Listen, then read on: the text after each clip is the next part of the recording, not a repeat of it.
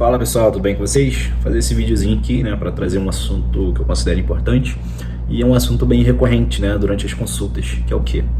A relação entre esses quatro aqui, que é constipação intestinal, intestino preso, ansiedade, depressão e disbiose. Então hoje a gente vai falar, né, sobre esses quatro, para vocês entenderem um pouquinho, né, como que tudo isso está relacionado e também o apetite, né, muito aguçado por doce. Então é bem comum muitas mulheres chegarem, né, para mim no consultório, no atendimento, reclamando, né, que sentem muita ansiedade, algumas até fazem, né, medicação para poder controlar isso, outras com episódios depressivos e muito apetite por doce, né, apetite muito aumentado por doce, às vezes quadros de compulsão alimentar, enfim. E isso tem, né, muitos homens também, mas assim, a grande maioria eu vejo que está no público feminino, tá? E tem explicação para isso também, mas para a gente não fugir muito do assunto, né? O que acontece? A grande parte, né, dessas mulheres também, elas têm constipação intestinal, ou seja, o intestino preso. E na maioria dos casos, uma disbiose intestinal. O que é disbiose intestinal? A disbiose intestinal ela é um desequilíbrio da nossa microbiota intestinal. Então, assim, dentro do nosso corpo, a gente tem uma série de bactérias benéficas que vivem em simbiose com a gente, em harmonia. Então, essas bactérias, né, benéficas, elas desempenham N funções ali no nosso organismo. E uma dessas funções é ajudar ali na produção de serotonina, né? A serotonina, como a maioria sabe, é o neurotransmissor do prazer, né, e do bem-estar. Então, quando você não está tendo, né, uma produção, o mosquitinho está me mordendo aqui, por isso que eu estou me coçando, tá? Mas esse vídeo não vai ter corte, vamos lá. Então, quando você tem uma produção endógena dentro de você, baixa de serotonina, o seu corpo ele tende a ativar mecanismos de você querer buscar essa serotonina de forma exógena, né, por fora. E uma dessas formas é o que? É aumentando o apetite por doces ou até por alimentos mais calóricos. Por quê? Porque quando a gente ingere um alimento mais calórico, um alimento mais doce, chocolate, por exemplo, a gente tem liberação de serotonina, então a gente se sente bem. É por isso que durante ali também, né, o período menstrual, a mulher ela fica, durante o TPM, né, ela fica com muita vontade de comer doce, né, comer chocolate, principalmente por conta, né, dessa liberação de serotonina que o doce traz, tá?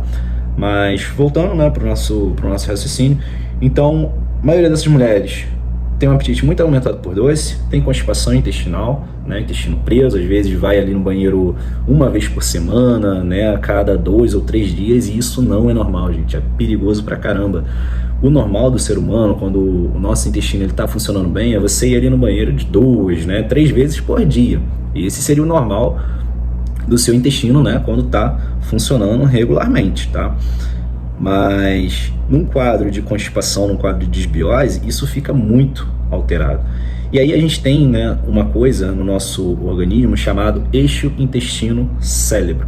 Então imagina, né, que você tem, né, que o seu intestino e aqui, né, o seu cérebro, e esses dois estão conectados, como se tivesse um fio que liga os dois. Então quando o seu intestino ele não está funcionando bem, o seu cérebro ele vai ser afetado. Quando o teu cérebro não está funcionando bem, o seu intestino vai ser afetado. Quer um exemplo? Já viu quando, sei lá, você foi dar o teu primeiro beijo, né, tua primeira namorada ali, e você era apaixonado por determinada pessoa, e você sentiu aquele frio na barriga, nossa, que tem gente que chega até a ter dor de barriga de fato. Essa sensação, ela não veio do intestino. Você sentiu ali, né, aquele frio na barriga ali no intestino, mas essa sensação não foi do intestino, foi daqui, ó. O cérebro mandando sinal lá para baixo, tá? Então a mesma coisa pode acontecer.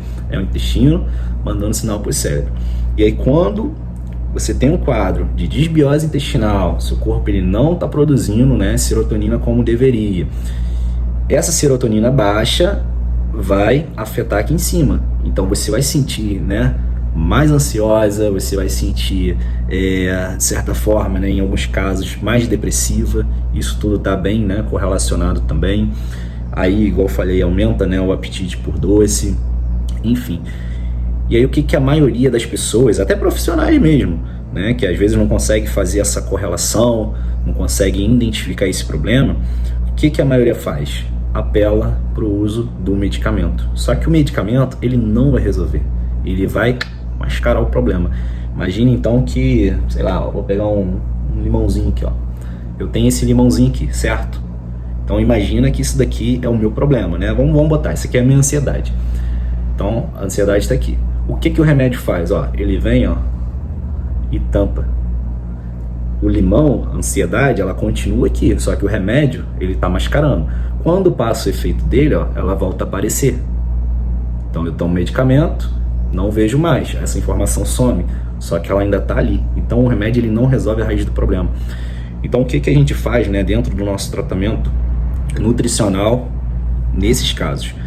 A gente vai lá na raiz do problema, que tá onde? No intestino. Então a gente trata esse quadro, né, de desbiose, esse quadro, né, de constipação, com uma dieta rica em fibras, uma dieta anti-inflamatória, rica em fitoquímicos, minerais, vitaminas, e muitas das vezes também a gente coloca ali uma suplementação de probióticos, né, às vezes um manipulado, dependendo do caso da pessoa, a gente coloca um manipulado ali também com probióticos, outras formulações que vão ajudar. E aí o que a gente faz aqui, ó, a gente tira o problema fora e arranca o medicamento junto. Por quê? A gente resolveu lá na raiz do problema e a gente não ficou mascarando nada. Então assim, grande parte de quem sofre com isso é o público feminino, certo? Quando a gente consegue identificar, né, através de uma boa anamnese, através até às vezes de exames, enfim, a gente consegue identificar, a gente inicia esse tratamento e posso dizer que 80%, 95% das pessoas conseguem resolver, tirar o medicamento, né, e se sentir outra pessoa, tá? Mas, claro, né, precisa de uma aderência da pessoa. A pessoa precisa fazer o protocolo ali que foi estipulado, precisa seguir a dieta, precisa fazer o uso do probiótico, né, de forma correta, tá? Não é tomar assim durante uma semana, na outra esquece, aí toma um mesinho, depois para, não. É um protocolo a ser seguido, porque do mesmo jeito, né, que a gente não estraga o nosso corpo, não estraga o nosso intestino do dia para a noite, para a gente resolver também demanda um pouquinho mais de tempo. E claro, você tem que ter noção também que você, depois que você fez o tratamento, né, e você se livrou daquele problema, você tem que se manter numa alimentação que vai te garantir a não desenvolver aquele problema de novo, porque se você voltar para a mesma alimentação de antes, para os mesmos hábitos de antes, você novamente vai estragar a sua microbiota, você vai estragar o seu intestino e você vai ter problema, ó, aqui. Uma coisa muito comum que muita gente faz é o quê? Usa antibiótico e não faz uso do probiótico. O que é o antibiótico? O antibiótico, ele nada mais é do que uma droga que vai matar, né, as bactérias, só que ela não seleciona qual bactéria que ela está matando. Ela mata as bactérias boas e ela mata as bactérias ruins. Então fica tudo eliminado. E aí, se você não vir, né, depois, posteriormente, fazendo uso de um probiótico, as chances de você ficar com a microbiota toda desregulada é enorme. Né? Se você não tem uma boa alimentação, uma alimentação saudável, rica em fibra, né? Não tem uma boa ingestão às vezes, não é todo mundo que pode utilizar, né? Mas de laticínios, enfim, o seu organismo, ele vai ficar bagunçado durante muito tempo, né? E às vezes vai precisar de um tipo de estratégia igual essa que eu falei para poder regular novamente. Então, antibiótico também é uma coisa que estraga muito o intestino se não for utilizado de forma correta, se posteriormente, né, não fazer esse tratamento de reposição ali, tá?